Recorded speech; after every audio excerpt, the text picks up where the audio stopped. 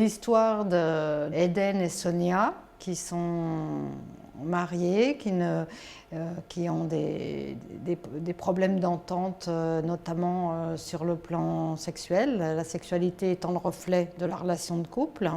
Sonia vient d'une famille ouzbèque de type clanique, et Eden, qui lui a été orphelin très jeune, épouse autant Sonia que sa famille.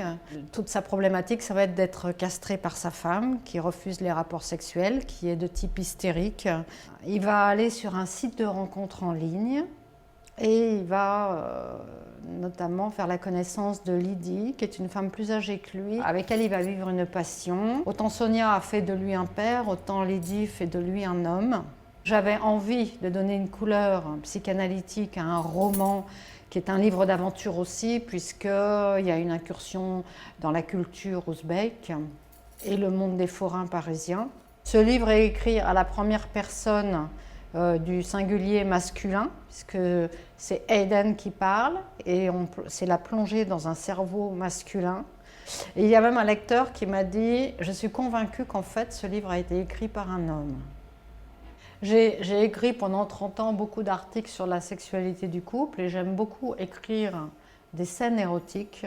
C'est un exercice très intéressant, il faut être très élégant. J'ai pris plaisir à écrire des scènes crues, des scènes érotiques, pour montrer que dans l'adultère, il peut y avoir ce projet-là. Je pensais à Lydie, une femme mûre rencontrée sur un site d'adultère, avec laquelle j'avais juste pris un jus d'orange sur une brocante. Je ne l'épouserai pas. Elle ne me donnerait pas de beaux enfants.